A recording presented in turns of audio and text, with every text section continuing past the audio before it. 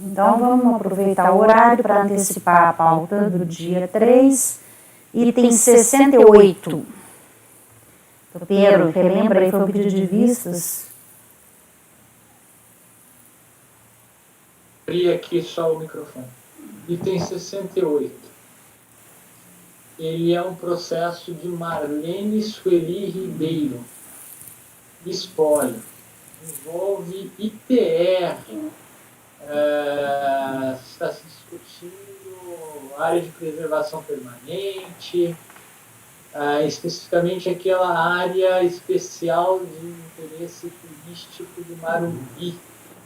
Tá? Seria uma área de uso extensivo dentro de uma área especial de interesse turístico, que eu entendi que não caracterizaria como área de preservação permanente. E o Dr. Kleberson, ele entendeu que seria cabível uma análise mais detalhada, e daí pediu isso. Foi mesmo. Então, Kleberson.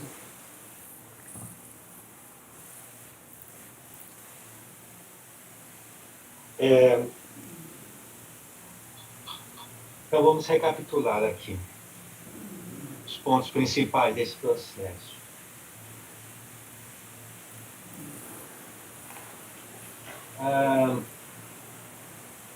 Esse imóvel, então, parte dele se encontra nessa área de interesse ambiental que o Dr. Pinheiro salientou, que se chama Área Especial de Interesse Turístico do Marumbi.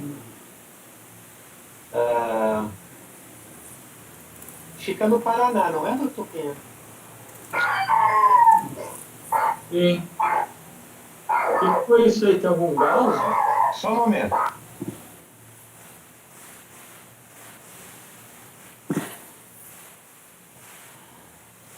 É que eu fico aqui com o meu segurança, ele fica acompanhando a reunião. Ele pede para entrar? Ele saiu para verificar quem chegou.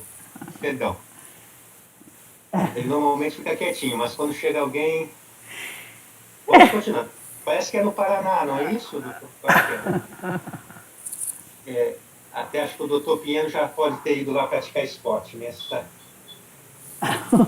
área. Então, parte desse imóvel, que são duas matrículas, pelo que eu entendi, são duas matrículas que compõem esse imóvel, e parte dele ficaria nessa área especial de interesse turístico do Marumbi.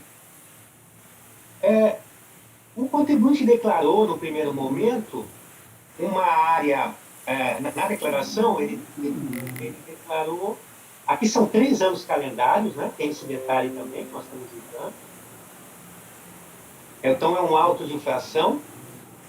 Ele declarou 791,8 hectares de área de preservação permanente. Se observarmos no auto, no termo de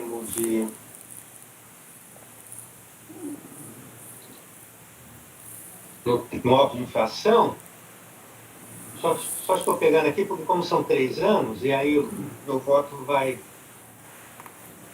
pode ser, tem influência. Estou aqui tentando só achar. A fiscalização manteve 220,6 hectares. Então, dos 791,8 na área de preservação permanente, ela manteve 220,6. Apresentado o laudo, etc., a DRJ acatou mais ainda uma porção de área, como sendo área de preservação permanente, mas dentro sempre desse contexto do que é a definição de área de preservação permanente. A alegação do recurso voluntário é que caberia considerar ainda mais áreas como de preservação permanente, exatamente porque elas estariam localizadas dentro dessa área de interesse ambiental. Inclusive, as áreas, o somatório das áreas, esse somatório, ele seria até superior aos 791,8 hectares informados inicialmente. Essa é mais ou menos o raciocínio. Então, o que o doutor Pinheiro está o que está em discussão do recurso voluntário, nessa parte, que tem também um aspecto do PTN, mas nessa parte que está em discussão é exatamente se teria ainda mais uma porção do imóvel que poderia ser classificada essa porção como área de preservação permanente. Um dos argumentos aqui do Dr. Pinheiro é que essa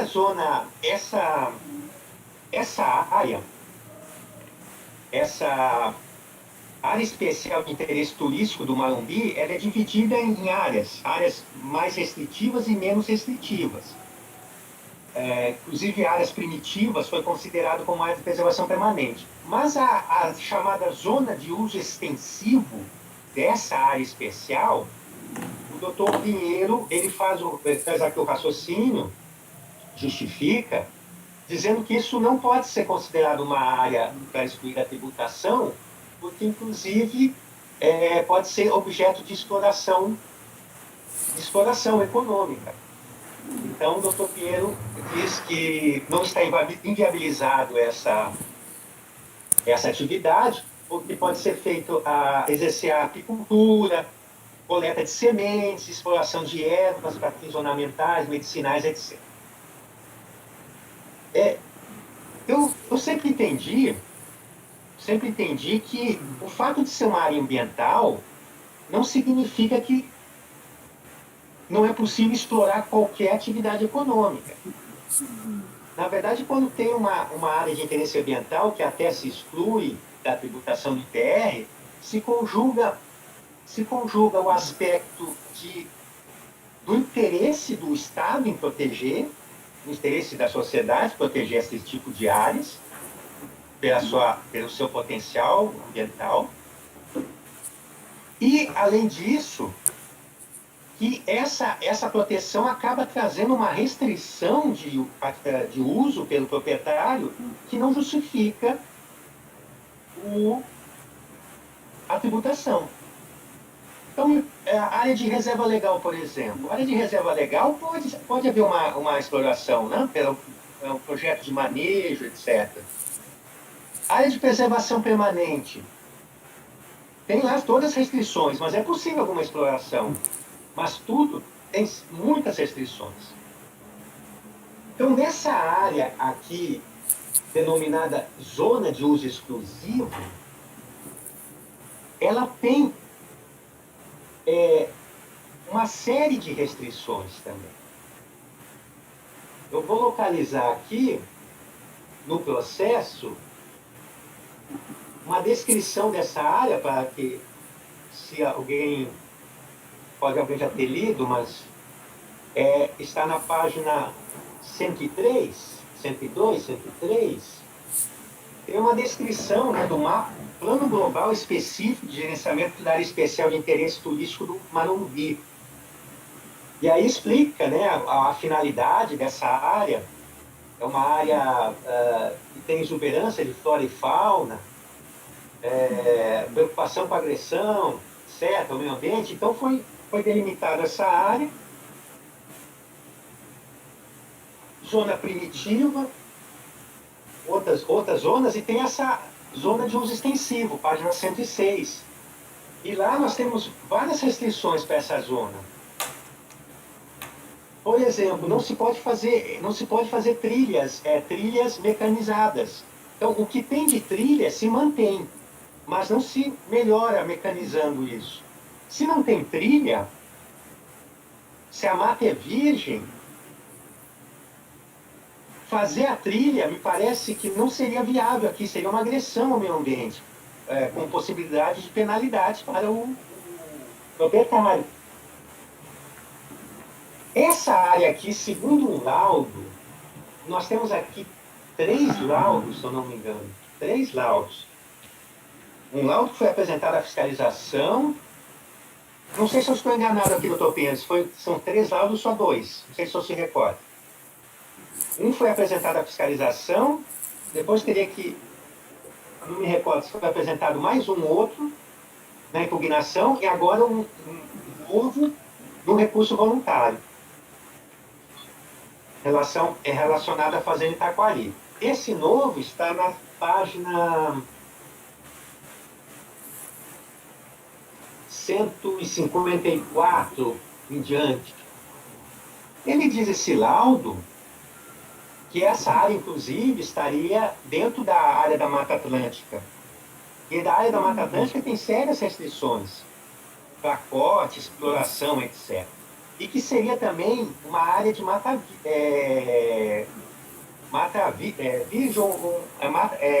mata nativa de primária, né, classificada como primária, sem exploração.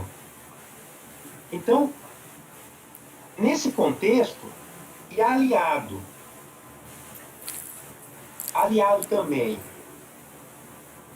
a uma declaração dos anos de 90, que é a certidão 200, está na página 23, que comprova realmente que parte da área do imóvel está dentro dessa área de interesse ambiental, algumas classificadas como, uma parte classificada como área de preservação permanente, outra só como matas, mas eu entendo então que essas matas, essa parte de mata, que é o que está sendo requerido, ela talvez não se classifique como quer o contribuinte, como área de preservação permanente. Mas ele poderia ser classificada essa área como área de interesse ambiental. Aquele outro inciso da Lei 9.393, no artigo 10. É um inciso 2, artigo 10, inciso 2, a linha B. Área de interesse ecológico é a proteção dos ecossistemas, assim declarada pelo órgão competente. Essa declaração do órgão competente, eu entenderia que esse instituto, quando fez aquela certidão lá em 90, ele já teria essa finalidade de ser uma declaração. E a ampliação das restrições, que a linha B também fala, veja, que amplia as restrições de uso em relação às áreas de preservação permanente e área de reserva legal, eu entendo que essa área existe, porque essa exploração que o Dr. Pinheiro menciona, possível, parece ser uma exploração totalmente, eu não sei, artesanal, uma exploração inviável do ponto de vista econômico, porque eu tenho uma mata fechada que eu não posso abrir caminhos, mas mesmo assim é possível, na teoria, eu exercer atividade de apicultura ou de plantas medicinais. Não me parece razoável exigir do contribuinte essa possibilidade de exercer essa atividade e tratar essa terra como se fosse uma terra tributável. Nessa linha de raciocínio, eu me inclino aqui, analisando o processo, seja pela localização dessa área, essa área remanescente que está sendo pleiteada, localização dessa área na zona de uso exclusivo da área especial de interesse turístico do Marumbi, seja pelo fato de ser mata primária, né? E Mata Atlântica. E existe um decreto sobre a Mata Atlântica que traz muitas restrições à exploração. Então, isso, para mim, ele torna essa área realmente uma área que não se justifica, que se enquadra nas hipóteses da lei como área de interesse ecológico a fim de não tributação. Na forma da linha B, do inciso 2 do artigo 10 que eu citei. Área de interesse ecológico, a proteção dos ecossistemas, assim declaradas, e que amplia as restrições de uso previstas na linha anterior, que é a preservação permanente e reserva legal. Quantos Ele hectares? pleiteia como preservação permanente, mas eu entendo que não há nenhum problema de aceitar como interesse ecológico, já que os efeitos tributários são exatamente os mesmos. Lembrando que essa área, a área que ele declarou como preservação permanente, ela foi informada em ADA, como preservação permanente. Ele pleiteia até um valor maior. Pleiteia um valor maior. Mas eu entendo aqui que o pleito deveria ficar limitado ao declarado, porque toda essa discussão da área que deve ser excluída da tributação, se é até maior do que foi declarado, essa discussão só foi trazida após a laudo de infração. Ela não foi trazida para o fiscal. O fiscal foi trazido um laudo que tentava comprovar o que tinha sido declarado. Então, uma vez notificado, no caso autuado, eu acredito que o contencioso fica limitado àquele valor declarado. No máximo, pode ser restabelecido. Então, eu votaria para restabelecer aquela área declarada de preservação permanente. Ainda que sob uma parte da porção das terras teria uma roupagem de interesse ecológico. Esse é um ponto. Aí tem a questão de ver essa repercussão no VTN. No VTN. Por quê? O VTN, se olharmos o que fez a fiscalização arbitrou com base no CIPT. Aí a fiscalização considerou R$ 550 o hectare. Página 50. Como a aptidão agrícola mista não mecanizada. Então ela considerou toda a área como mista não mecanizada. R$ 550 o valor do PTN por hectare. O que fez a DRJ com base nas alegações do contribuinte? A DRJ disse que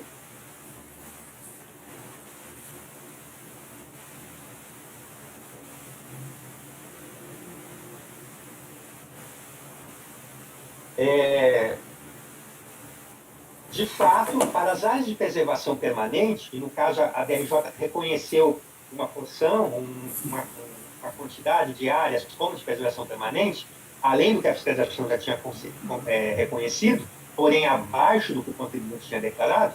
Então a DRJ disse que essas áreas de preservação permanente, o valor da terra deve ser diferenciado do restante da propriedade. A fiscalização não fez isso. A fiscalização considerou 550 para tudo, tendo em vista a taxar inaproveitável, observando que a área de reserva legal, embora também isenta, não se qualifica como inaproveitável, e sim mista, não mecanizada, pois é possível exploração controlada. Assim sendo, dos 1.200 hectares da área total do imóvel, aqui avaliado a 550, é possível diferenciar o VTN dos 478 hectares de APP pelo preço de 75. Ou seja, a DRJ reavaliou o VTN do imóvel, considerando que toda a área de preservação permanente reconhecida, seja pela fiscalização, seja agora pela sua decisão, seria reavaliada por um preço menor, a R$ 75 por hectare. Então, ela alterou o VTN. Que deu aqui, no caso, R$ 435 mil, em vez dos 662 do lançamento. Indo no lançamento, eu estou dizendo isso para que a minha decisão não extrapole, né? Só para ver aqui, no lançamento, página 2005. Nós estamos no 2005, aqui é 2005.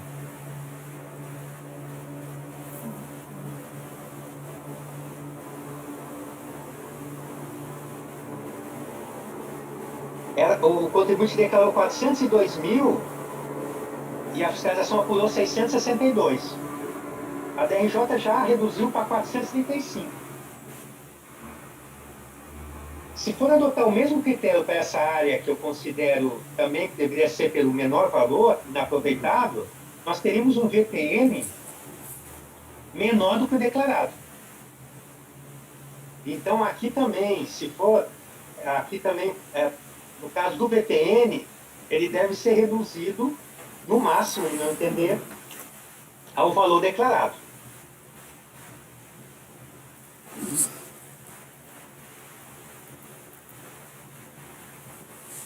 Eu fiquei só na dúvida aqui, doutor Pinheiro, nós estamos julgando os 3 anos calendários, né? Ah, perfeito, entendi aqui. É porque no ano calendário de 2003, 2004, não houve alteração no VTM pela fiscalização. Veja que nos anos de 2003, 2004, exercícios 2003, 2004, a fiscalização alterou apenas a área de reserva permanente declarada. Somente isso. Porém, no exercício 2005, houve alteração do VTN. Então, o VTN só interessa aqui em 2005.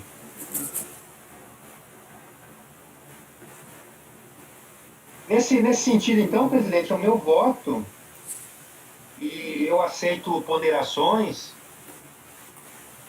do meu raciocínio,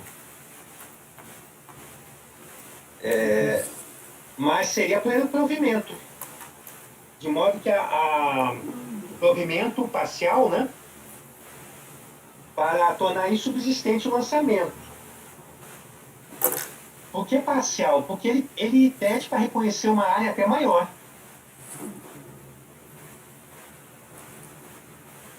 Do que o declarado. Vamos observar aqui o pedido. É isso.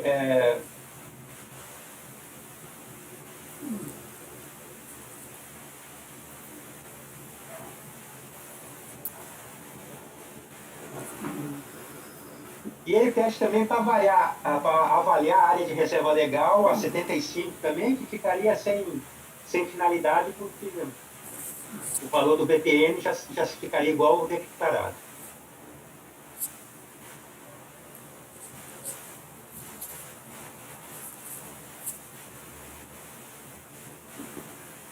Esse tema de reconhecer essas áreas como áreas de interesse ecológico, ela é controvertida, né? E decisões em que a Câmara Superior parece que era pelo voto de qualidade que mantinha o lançamento, porque exigia um ato específico. A certidão 200 de 90 simplesmente especifica uma área de mata ou capoeira. Ela não qualifica como área de interesse ecológico. Né? Ela discorre sobre as áreas de preservação permanente e, ao final, ainda fala, existindo tanto de matas e tanto de capoeira. Mas o senhor, pelo contexto, pelo conjunto, aí qualifica como sendo de interesse ecológico e enquadra que, pela declaração da existência dessa área, feita pelo Instituto de Terras, estaria preenchido o dispositivo legal. Eu discordo. Né? Como eu disse, essa certidão não qualifica nesse sentido. Mas ela qualifica, doutor Pinheiro, essa certidão qualifica que está dentro da área especial de interesse turístico. Então, embora possa não dizer no documento que é de interesse ecológico, mas ao estar dentro da área... Daí o senhor faz toda aquela construção que fez no seu voto. Isso, exatamente. Porque, sinceramente, doutor Pinheiro, assim, eu acho uma área dessas, sinceramente, uma área dessas, podemos até dizer, não, estamos limitados, temos a limitação do que a legislação diz, etc. Mas uma área dessa, ela não tem como... É uma indecência, talvez a palavra possa ser outra, tributar essa área do contribuinte. Porque a exploração é uma exploração que seria uma exploração artesanal, uma série de restrições essa área, né? Eu vejo assim com muita não me parece que é a finalidade, né, da legislação tributar esse tipo de área do contribuinte. E ele está na Mata Atlântica, é uma mata, ao menos tem um laudo dizendo que não tem nem trilhas, tem essas trilhas simples, né? Ao menos o laudo diz isso, esse último laudo. E como é que ele vai explorar isso? Correndo o risco de, na teoria, qualquer dano, né, que ele possa ocasionar para essa exploração, ele ser penalizado. Eu não estou assim no caso, veja que o raciocínio ele não é feito porque está na Mata Atlântica ou é uma floresta nativa, só por isso, em razão que a lei só veio depois, né? A lei é só a partir de 2007, né? Aquele inciso. E sim é tentar enquadrar nesse inciso de interesse ecológico. Sim, eu compreendi o seu raciocínio. Para mim, pelo menos, ficou claro. Isso, Mas acredito que o senhor já concluiu a exposição do seu voto? Não, é isso. Acho que os pontos principais é que eu ia organizar isso hoje à noite, mas aí a presidente... Bom, ficou claro, então, só para deixar, ficou claro o voto, que seria um provimento,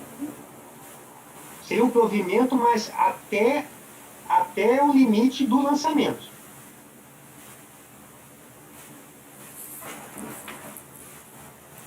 Ficou claro. Alguém mais quer ponderar alguma coisa ou podemos votar?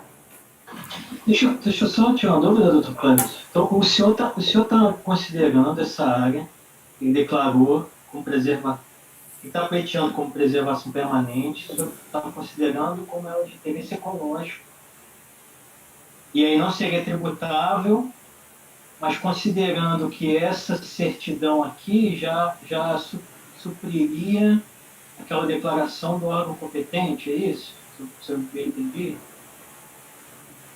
Essa declaração do órgão competente, se é isso, doutor Rodrigo. Essa declaração do órgão competente, eu não sei, até o doutor Matheus nos estudos, ele fez altos estudos sobre isso, né? Qual seria a finalidade dessa declaração específica para o imóvel, né? Se eu tenho uma área que já tem as suas limitações todas, aí eu teria que ter uma declaração específica para aquele imóvel, né? Eu queria saber, na verdade, doutor Pedro, por que essa certidão não seria esse ato? O que eu cheguei a fazer uma pesquisa também no passado, porque quando a legislação fala área de interesse ecológico definida mediante ato do órgão competente, não existe propriamente um ato formal específico para aquela propriedade, sendo suficiente o próprio decreto ou a legislação que institui aquela área. Então, quando fala mediante ato do órgão competente, seria essa própria legislação. Mas esse posicionamento não é da Receita, não é do... Não, esse é um posicionamento da doutrina. Da doutrina. Que analisa a legislação e fala, mas isso não existe. Tal. O que existe é um decreto, é o próprio decreto, não é necessário nenhum ato. Inclusive está no livro do Edis Milaré, de direito ambiental. Que haveria necessidade de um ato específico. E essa certidão ela aqui é mais direcionada para a área de preservação permanente. E ao final ela especifica outras áreas de mata e capoeira, mas não extrai nenhuma qualificação, nada disso. Mas essa própria delimitação da zona da área especial de interesse turístico não seria já esse ato? Eu entendo que não. Mas aí é uma questão já de...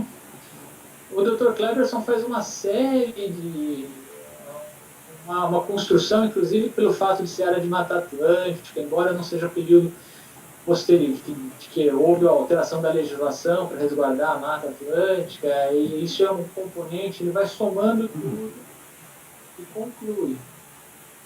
Mas essa certidão não é categórica de que se está reconhecendo a interesse ecológico. Ela está lá na folhas 23, se o senhor quiser ler.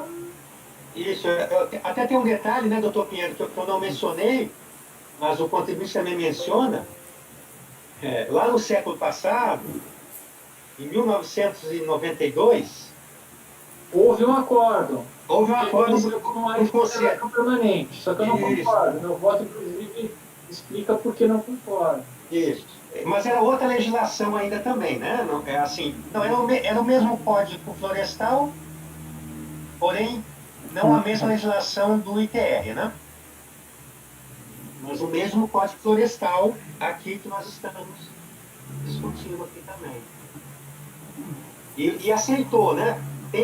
Está disponível esse acordo para consulta na pesquisa do CAPES, mas ainda é muito sucinto, né? E ele faz remissão a alguns documentos que não só essa certidão, então não dá também para avaliar na sua integridade, mas ele reconheceu que não seria tributável, né? Especificamente aqui, doutor Rodrigo, da certidão, o que eu levo em consideração é isso, que existe a prova que essas áreas estão dentro da área especial de interesse turístico, né? Porque, como eu disse logo no início, somente uma parte da fazenda, composta de 2 matrículas, somente uma parte integra essa área de interesse especial. E integra essa área, não todas nessa zona extensiva, sim, também tem uma parte que integra uma área mais restritiva ainda. É isso basicamente que a certidão ajuda, né? Eu entendi como uma área de preservação permanente. Porque existem as áreas de preservação permanente pelo só efeito da lei, que, de acordo com o Código Florestal Antigo, seria as áreas do artigo 2º, né, que ao longo dos rios, 5 metros para o rio de menos 10 metros. Mas o artigo 3º, ele traz outras áreas de preservação permanente, mas quando declaradas por ato do poder público, as florestas e demais formas de vegetação natural destinadas o que se enquadraria aqui na linha E, que seria proteger sítios de excepcional beleza ou de valor científico ou histórico. Então, eu inclusive vejo como uma área de preservação permanente essa área. Isso, esse é um argumento também, doutor Matheus, é um argumento do contribuinte, né? Pode também ser avaliado isso, né? Eu não sei só se não estaríamos dando uma abrangência muito grande a essa situação, né? Esse tipo de situação, né? Dentro dos várias situações possíveis, dentro do universo, né? Mas ele alegou isso também. Esse enquadramento seria uma área de preservação permanente, não a denominada para a proteção das matas ciliares, né? Isso. Seria nesse outro critério, né? Isso, inclusive nas situações em que há criação de parques, né, eu já fiz um estudo também a respeito, né, o decreto ele cria geralmente o parque e coloca, com a finalidade de proteger sítios de excepcional beleza ou de valor científico ou histórico.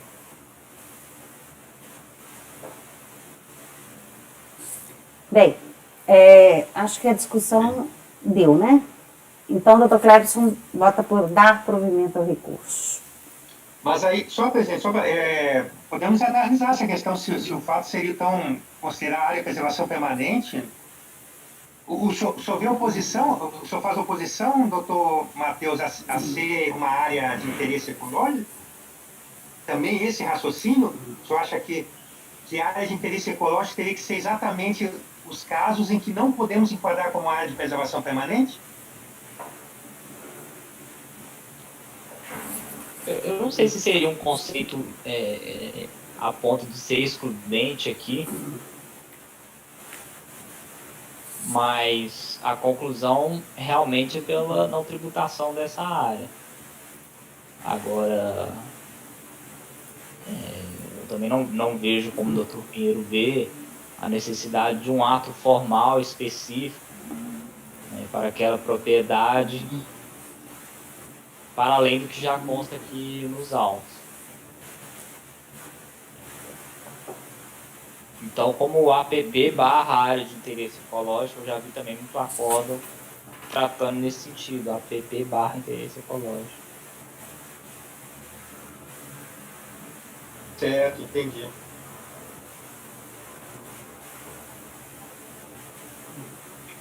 Ok. Quanto ao VTN também foi compreendido, né? O raciocínio que eu fiz, né? Sim. O VTN é só de 2005.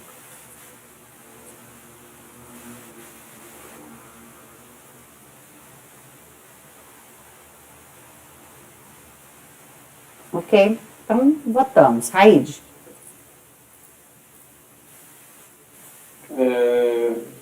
Nesse caso, vou seguir a divergência do Dr. Cléris. A divergência do Dr. Cléris. O relator. Com a divergência do Dr. Cléris. André. O relator. Aí eu vou ficar com a divergência também. Então, acordo os membros do colegiado por maioria. Então, rejeitar a preliminar é unanimidade, né? Ou não?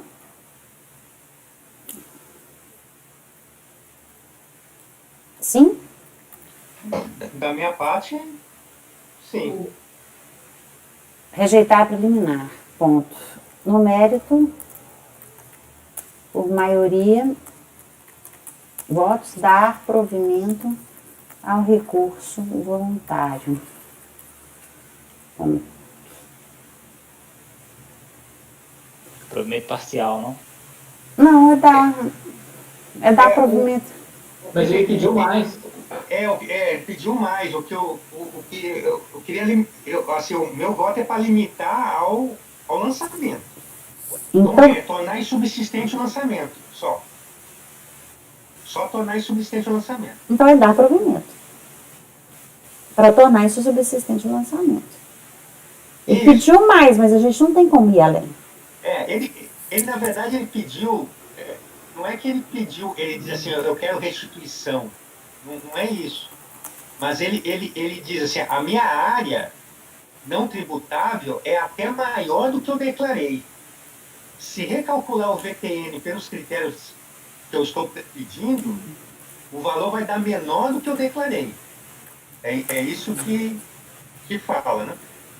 Então tem que ficar limitado ao lançamento. Já que não foi alegado esse erro, não foi alegado lá para a fiscalização. Toda essa questão mais trabalhada, ela veio somente no contencioso.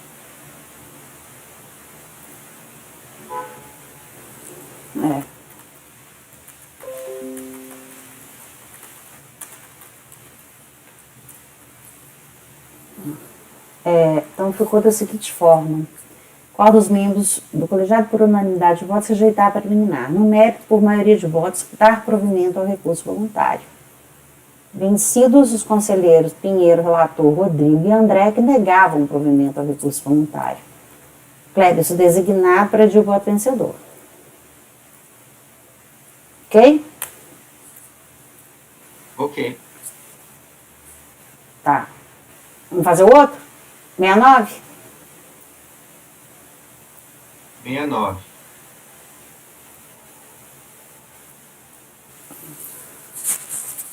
Vou abrir.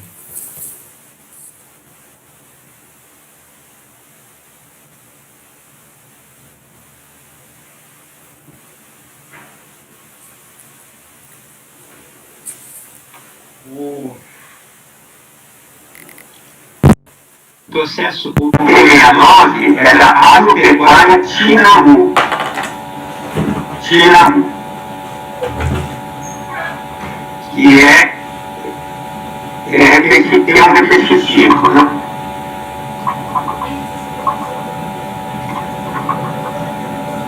Então, no caso, o paradigma é do exercício de 2006, que é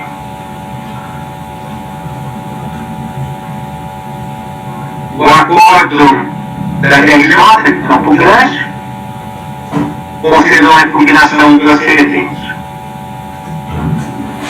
A notificação de lançamento trata de revisão da declaração relativa ao imóvel Fazenda Aracanguá, localizado no município de Araçatuba, estado de São Paulo, uma área de 4.283,4 hectares. Após regular a estimação, o contribuinte deixou de conformar o DTN declarado. Ele declarou, no caso, o DTN de R$ 1.266,73 por hectare.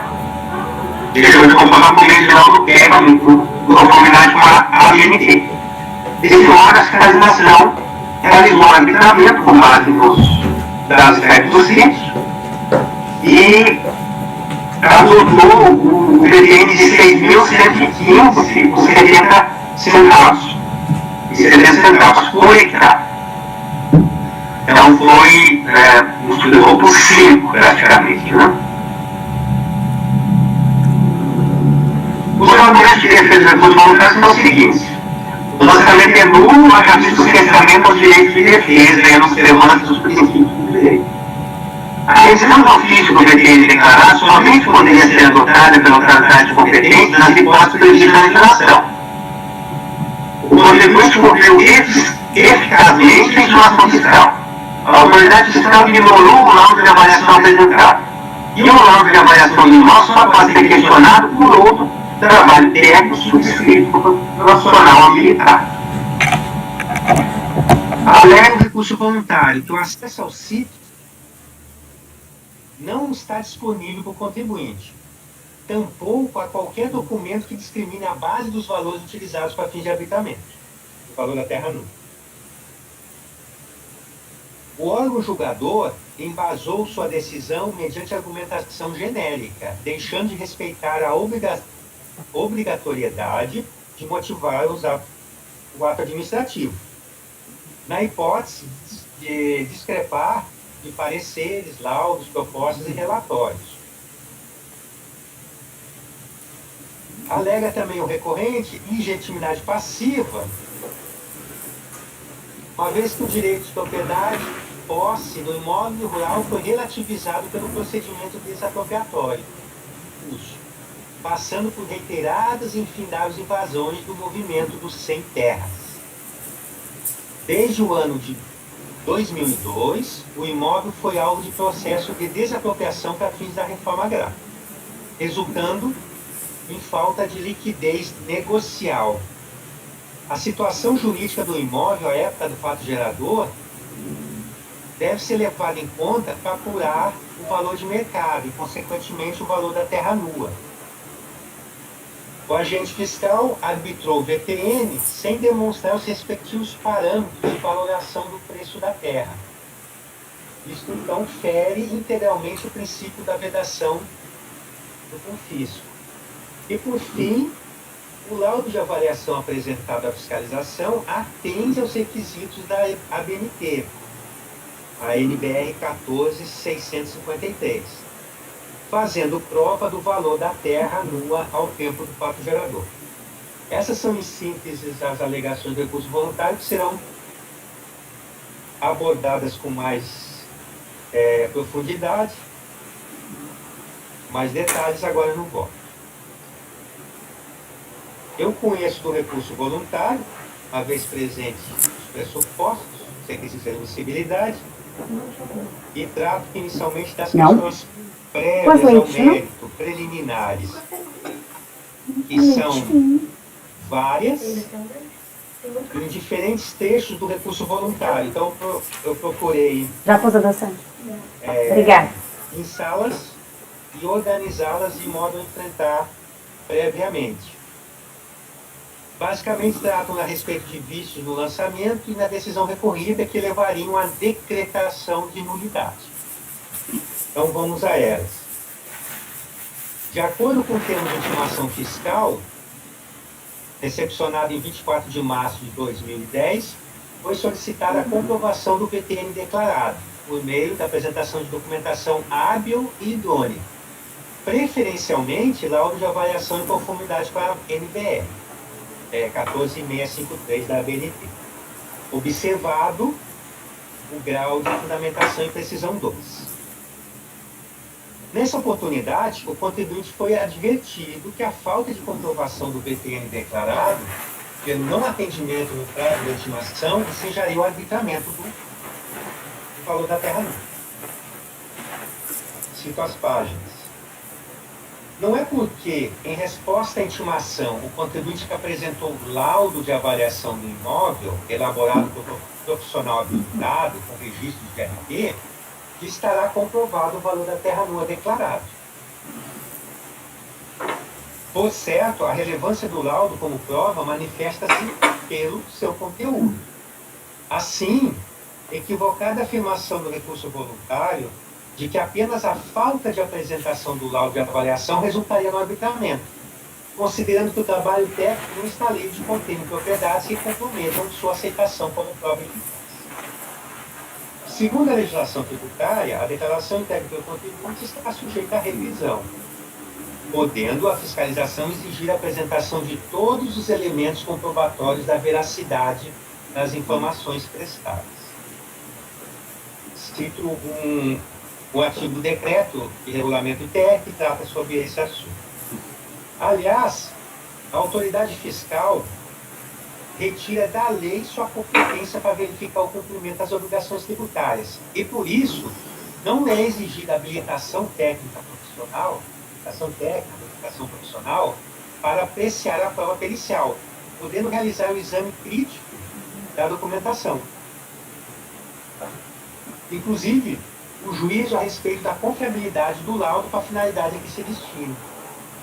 Pretende o apelo recursal a inversão do ônus probatório, defendendo que somente outro trabalho técnico poderia opor-se ao laudo de avaliação entregue à fiscalização. Até porque o agente fiscal nunca esteve no imóvel, muito menos o vistoriou, portanto, não conhecendo as suas peculiaridades para atribuir-lhe valor da terra nua. Engana-se, contudo, o contribuinte. O VTN deve refletir o preço de mercado de terras apurado em 1º de janeiro do ano que se refere à declaração fiscal, cabendo ao declarante o ônus da prova de atestar a rigidez da autoavaliação da terra nua, quando instado a fazê-lo. Artigo 8º da Lei do ITR, 9.393, de 96. Não é a fiscalização que deve produzir prova do valor da terra nua correspondente ao imóvel rural, e sim, como o contribuinte do imposto, mediante a apresentação de documentação hábil e idônea, comprovar que o VTN informado retrata efetivamente o preço de mercado das terras para o ano da declaração. Ao contrário do que expõe o recurso voluntário, a notificação de lançamento descreve com transparência e de forma clara e inteligível os motivos pelos quais o agente fazendário não aceitou o valor da terra nua, constante do laudo de avaliação que lhe foi apresentado.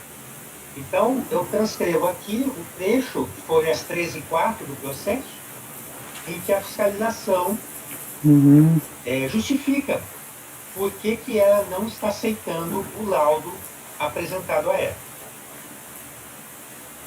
Independentemente de concordar ou não com a análise fiscal, a motivação do ato administrativo é expressa, permitindo ao contribuinte impugná-lo no ato.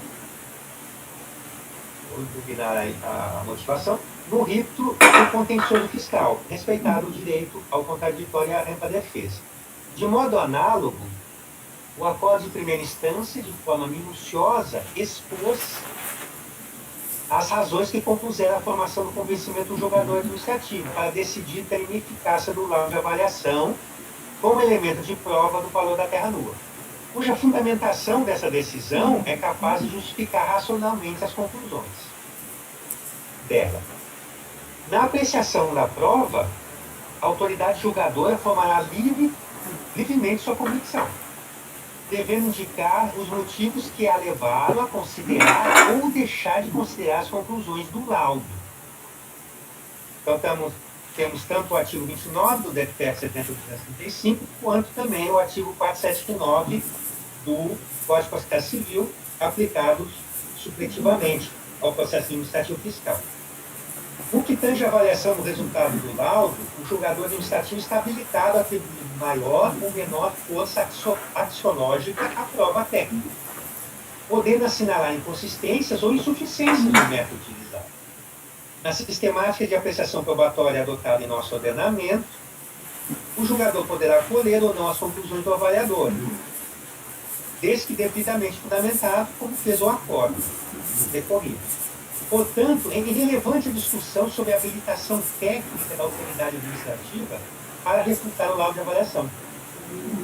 Entretanto, considerando a formação profissional variada dos integrantes da carreira de auditor, de auditoria, não é nenhum despropósito cogitar que, além da experiência comum, o agente fazendário ou o relator do acordo de primeira instância são dotados também de experiência técnica para questionar o próprio documento. Em verdade, a discordância da recorrente diz respeito essencialmente à valoração da prova, dos autos, o que não tem o condão de atrair a nulidade do ato administrativo, nem configura cessamento de defesa. Trata-se de questão de mérito, como bem salientou a acordo recorrido. Postura recorrente à decretação de nulidade do lançamento, porque o fisco apenas poderia utilizar a figura do habilitamento nas hipóteses de subavaliação, informações fraudulentas ou equivocadas, segundo o artigo 14 da Lei do TF. No presente caso, afirma então a recorrente, nenhuma das situações teria ocorrido. Sem razão, entendo, conforme o texto acima reproduzido, a autoridade fiscal comparou o VTN de 1000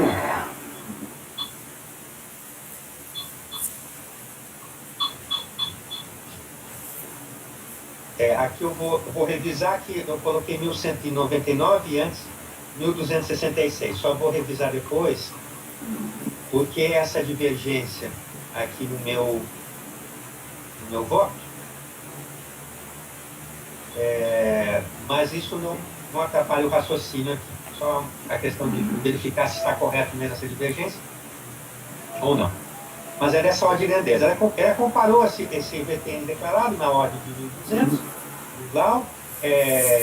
Perdão, esse é do laudo, agora entendi. Perdão.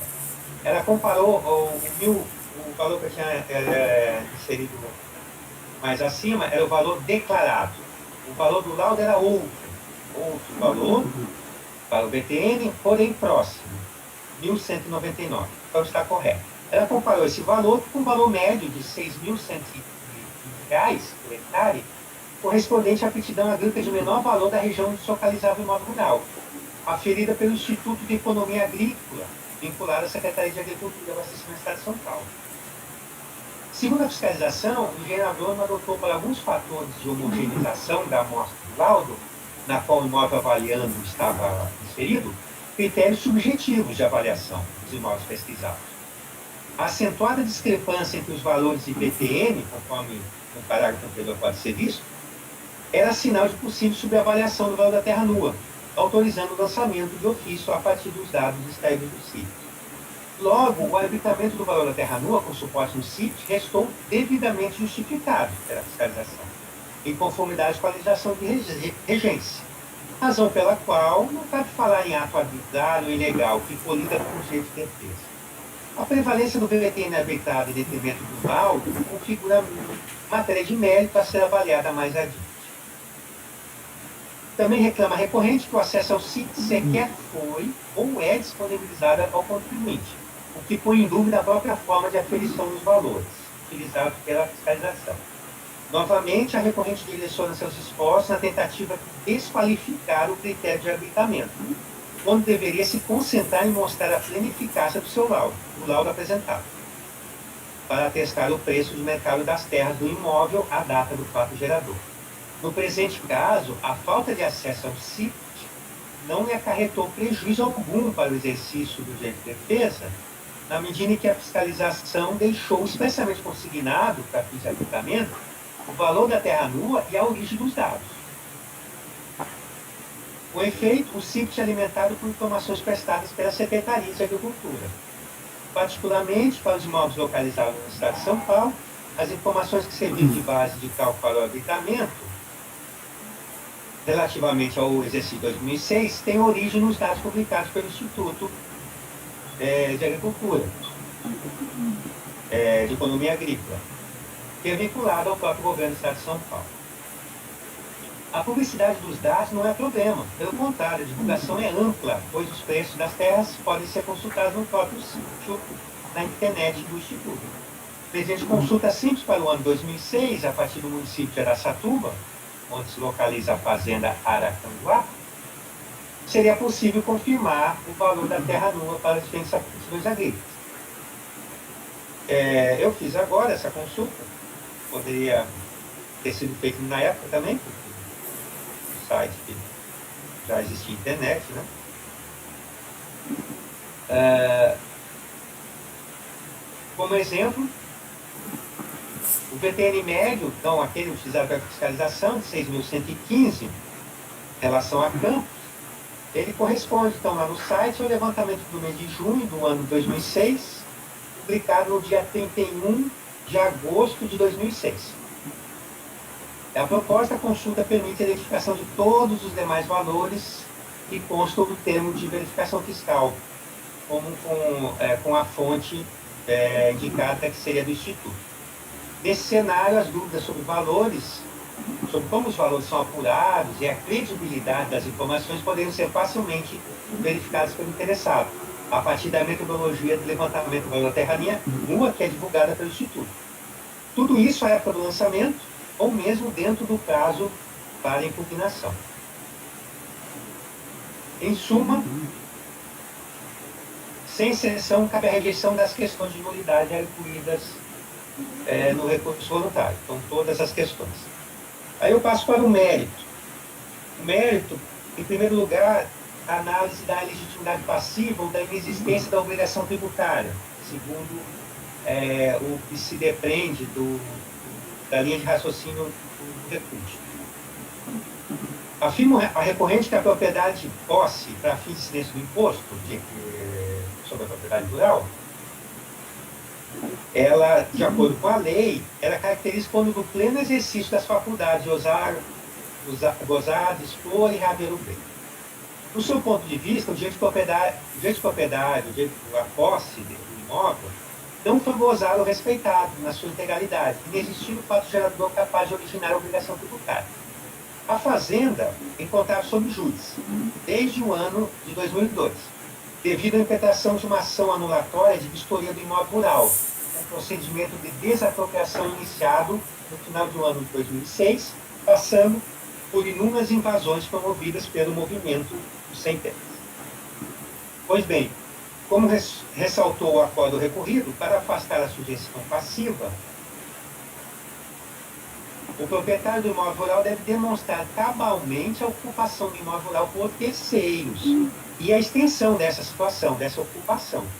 Porém, as provas dos autos não servem para respaldar as alegações de defesa, porquanto não corroboram as suas afirmações. O imposto exigido tem como fato gerador a propriedade, o domínio útil à posse, no dia de 1º de janeiro de cada ano. Na data do fato gerador do imposto, aqui que nós estamos analisando, nesse ano, assim como na data da apresentação da declaração, mais adiante, no mesmo ano, em qualquer um desses momentos, ou nesse interim, a recorrente era detentora da propriedade do imóvel, tendo-se efetivada a incorporação do bem para fins de reforma agrária ao patrimônio INTA somente no ano de 2009, 12 de março, após o trânsito em julgado da ação de desapropriação. Desse modo, a pessoa jurídica revestia essa condição de contribuinte, como proprietário e exercendo a posse das terras. Sob a ótica do direito de propriedade, não estava desprovida da posse, possibilidade de uso ou fruição do bem. Para efeito de tributação, a propriedade não configurava uma mera formalidade legal, incapaz de gerar renda ou benefício pela exploração do imóvel. Embora tenha sido alvo de ações por parte dos integrantes do conhecido movimento Sem Terras, não há prova da perda da posse do imóvel nesse período até a entrega da declaração, em 2006, ou mesmo em período pretérito a este. Quanto ao acervo probatório, que é a ação anulatória de custodia e a ação de interdito proibitório, ambas não demonstram que o imóvel estava invadido ou ocupado por terceiros. Quanto à ação de reintegração de posse, ela dá notícia da ocorrência de uma invasão, realmente, mas essa invasão se deu em 24 de 11 de 2006 e houve, de imediato, o deferimento de uma liminar para desocupação em 29 de novembro de 2006, mas não trago aqui quando foi realmente cumprida essa ordem judicial de desocupação, porque para mim não é relevante, né? Para esse caso aqui, do passado de 2006. No caso em apreço, tampouco existe nos autos prova da emissão provisória do expropriante na posse, por determinação judicial no processo de desapropriação. Até porque essa ação de desapropriação por parte do INCRA, no caso por parte da União e do INCRA, ela teve início somente em 2007, após a publicação do decreto de interesse social. O reflexo da situação jurídica do imóvel na liquidez comercial não tem importância pretendida no apelo. Por quê? Porque a propriedade rural não deixou de possuir valor de mercado e revelar capacidade contributiva. De sorte que a dificuldade negocial é fator que não interfere na condição de sujeito passivo da obrigação tributária. Não afeta a sujeição, não afeta a própria existência da obrigação tributária. Eu vou abordar aqui, mais adiante, se isso afeta o VTN, que seria a base de cálculo. Então, nesse raciocínio, eu mantenho a recorrente no polo passivo da relação tributária. Quanto ao arbitramento do VTN, eu cito aqui inicialmente o dispositivo de lei que trata sobre esse tema, que é o artigo 14 da Lei 9.393 de 96. Então, esse dispositivo trata do arbitramento, de como será feito o arbitramento, de onde são retiradas as informações sobre o preço de terra, o CIPT, que foi criado, aprovado pela portaria de 2012, com base na alimentação, no fornecimento de dados pela Secretaria de Agricultura. Os levantamentos de preço de mercado do VTN têm origem em transações, ofertas, opiniões, laudos sobre imóveis de determinado município, observada a localização, dimensão, potencialidade, etc. Características intrínsecas de cada imóvel, que influenciam o preço de mercado. No presente caso, como restou esclarecido, desde a notificação, a fonte de dados do VTN médio, do CIPT, utilizada para fiscalização, ela está assentada na pesquisa do Instituto de Agrícola, do Estado de São Paulo. Na metodologia do Instituto, o levantamento de dados é de caráter subjetivo, feito com base em preenchimento de questionários pelos agentes de mercado imobiliário, espalhados no Estado, em São Paulo. Para fim de atribuir preços das diferentes categorias, os colaboradores são orientados a observar o conceito do valor da terra nua da legislação tributária, portanto, excluída benfeitorias, florestas, culturas plantadas. Os dados do CIPT alimentados pelas publicações do Instituto, a partir de informações prestadas para a Secretaria, têm a finalidade de apresentar um valor médio referencial, utilizado para fins de estimativa na ausência de informações específicas sobre o preço da terra nua do imóvel. Isso tudo por razões de praticabilidade para suprir deficiências probatórias. Como se percebe, a figura do arbitramento é medida excepcional, aplicada quando descumpridos os deveres instrumentais para o contribuinte, que inclui a subavaliação do preço. Nessas circunstâncias, a apuração fiscal não contém subjetivismo, então só mantém obediência às prescrições da lei. Em sede administrativa, notável reconhecer a exorbitância do valor do CIPT, o valor do arbitrado, até porque ele foi realizado com fundamento na lei e até de um modo mais favorável ao contribuinte, visto que se adotou o menor valor de aptidão para a totalidade da área do imóvel. Qualquer análise com fisco demandaria confronto com preceitos constitucionais, o que encontra óbice na esfera administrativa, súmula caso número 2. A toda evidência, no âmbito do lançamento por homologação, não é impositiva a adoção dos valores do sítio para o contribuinte, conforme o recurso voluntário quer fazer crer, né, quer cogitar dessa hipótese, para justificar o absurdo que seria a adoção do sítio.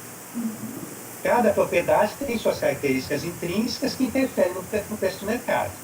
Não obstante, quando o contribuinte é intimado, o declarante é intimado, ele tem a obrigação de comprovar a veracidade do valor que declarou. A consequência será a apuração de ofício, caso não. Em resposta à intimação fiscal, a proprietária do imóvel apresentou um laudo. Esse laudo está subscrito pelo engenheiro agrônomo, eu escrevo, e está acompanhado de ART. Nesse documento, então, tem aquele valor da terra nua, de 1.199 por hectare, e o valor total do imóvel. Então, temos um valor de terra nua de 5 milhões, da ordem de 5 milhões, e um valor total do imóvel da ordem de 16 milhões e 600 mil. Nesse último caso, esse valor de 16 milhões, incluindo as benfeitorias e as culturas, as taxas. E o laudo está baseado, utilizou-se o método de comparativo, no caso é método comparativo direto dos valores de mercado. Direto dos valores de mercado. No entanto, a eficácia probatória do laudo de avaliação restou questionada pela autoridade fiscal, conforme fundamentos da notificação. Em breve síntese, a fiscalização alegou o engenheiro que utilizou parâmetros de custo subjetivo para a amostra dos imóveis comparáveis, acarretando com isso uma indevida redução do valor médio da terra nua. Realmente, o laudo de avaliação tem diversos problemas. 74 a 92, as folhas. Com a justificativa de corrigir a superestimativa de ofertas para a venda, o laudo adotou um fator de elasticidade de oferta, 0,90. Contudo, os dados pesquisados referem-se a transações efetivas, apoiadas em escrituras públicas de venda e compra, que não raras vezes até reduzem o preço do negócio realizado. Então, para mim, não caberia nenhum fator de elasticidade sobre essa justificativa. Ele cabe quando a oferta. Né? Segundo a ABNT, recomenda-se que o responsável pela avaliação descreva as características dos dados de mercado até o suficiente que permita compará-los com o bem avaliando, observado o grau de precisão e da fundamentação do trabalho, se deseja. Como salientou o agente fiscal, o laudo de avaliação atribuiu notas agronômicas entre 0,64 e 0,80 para os elementos da amostra, para os demais imóveis rurais. E sem pretender fazer qualquer justificativa para esses valores. Não o fez. Enquanto a nota agronômica do imóvel avaliando foi calculada mais abaixo, 0,556. Então, um viés desfavorável do imóvel avaliando em relação aos imóveis da amostra. Por sua vez, a decisão de primeira instância observou que o laudo não atende no número mínimo de 5 dados de mercado para obter o grau de fundamentação 2. Com efeito, a amostra é composta de 6 imóveis rurais, sendo que para 2 delas, o avaliador utilizou o valor de pauta do TBI, que não reflete o valor de mercado específico de um imóvel particular, considerando a sua aptidão agrícola e demais individualidades. Ele, na verdade, é a média também, né? Então, a média da média. Além disso, o laudo de avaliação levou em consideração a situação jurídica e a tensão social nas proximidades do imóvel rural, devido à presença dos integrantes do movimento dos sem terras, com redução da nota da fazenda, da nota agronômica da fazenda Aracanduá. Então, aquele 0,556, ele também é resultado do avaliador atribuir que deveria ser reduzido em razão dessa situação externa do imóvel. Situação jurídica e tensão social. Trata-se, contudo, de um critério falho aplicado ao procedimento de avaliação, porque o desinteresse comercial no mercado de compra e venda tem aptidão para afetar a liquidez negocial, mas não o valor das terras do imóvel. Ao utilizar fatores externos às características da terra pertencentes ao imóvel para reduzir o seu preço, estou comprometido o resultado do VTN do laudo. Com lucidez, a decisão de primeira instância especificou que a avaliação da terra nua para fins de incidência do imposto deve ser feita em relação ao imóvel objetivamente considerado, isto é, localização, vias de acesso, aptidão, capacidade de uso, recursos naturais, entre outros fatores relevantes. A propósito, já finalizando o voto, no ano de 2009, com fundamento em laudo de avaliação elaborado provavelmente no ano de 2007 ou 2008, eu não sei precisar, mas pelos demais elementos é o que se apresenta, o imóvel foi expropriado pelo preço justo de 42 milhões e alguns mil reais. Para efeito de desapropriação para a reforma agrária, a lei estabelece a indenização justa, isto é, que reflita o preço atual do mercado do imóvel em sua totalidade, considerando o preço da terra e as benfeitorias indenizáveis. É o cito artigo da lei. Não há dúvidas, o valor total de 42 milhões correspondente à desapropriação, muito superior ao montante de 16 milhões do laudo apresentado à fiscalização, isso tudo numa visão do imóvel, é sinal contundente de subavaliação do preço do imóvel no exercício 2006, sobretudo do valor da terra nua. Conforme esclarecido pela decisão recorrida, ao quadro de primeira instância, o valor da indenização pela desapropriação, ele com certeza não serve para a base de cálculo do imposto, não serve como base de cálculo do imposto. Contudo, ele é possível de ser um parâmetro de avaliação das condições do imóvel. Vale lembrar que, na linha de raciocínio do apelo recursal, as circunstâncias externas adversas, presença dos sem-terras, constante invasão, segundo alega,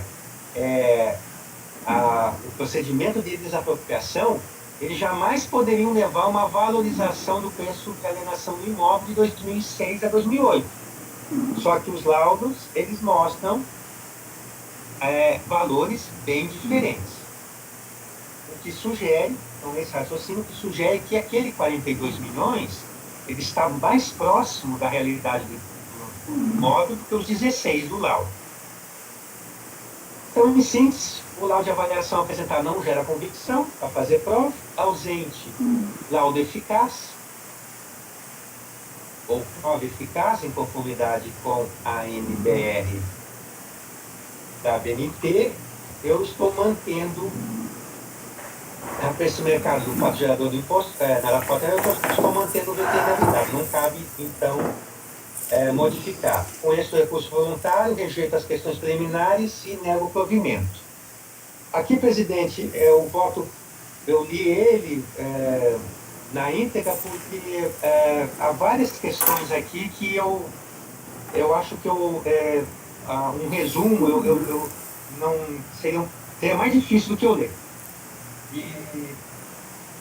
E tem questões aqui também que a própria avaliação do laudo são questões bem particulares aqui desse processo, né? Eu tive que analisar realmente o caso concreto para poder emitir esse juízo as ponderações da recorrente agropecuária Tinamu. Excelente, parabéns. Que avaliação da prova criteriosa e cuidadosa. Alguém tem alguma pergunta? Depois disso tudo aí, alguém vai questionar? Não sei se alguém ficou na dúvida, mas para mim não, assim, um ponto diferente aqui, né? Mas para mim não se pode confundir essa dificuldade de comercialização, né, a falta de liquidez comercial, com o valor da terra nua, né? Até se poderia dizer, na época teria um único comprador, né, interessado, que seria o INCRA, né? Ele seria o único comprador interessado. Então, aquele valor da terra nua era o valor que o INCRA ou a União estava disposto a pagar. Né? Também se pode pensar nessa linha de raciocínio. Mas é um assunto que é diferente, né? Eu procurei aqui fazer uma interpretação. Uhum. Bem, Raiz, Eu acompanho o relator. Acompanho. André, Foi. Acompanhe. Acompanhe. Acompanho. então, por unanimidade de votos, rejeitar a preliminar e no mérito negar provimento ao recurso voluntário. O item 70 acompanha esse 69 porque ele é repetitivo. Pois tá bom por hoje, né? Então, nos vemos de novo. Vou parar a gravação.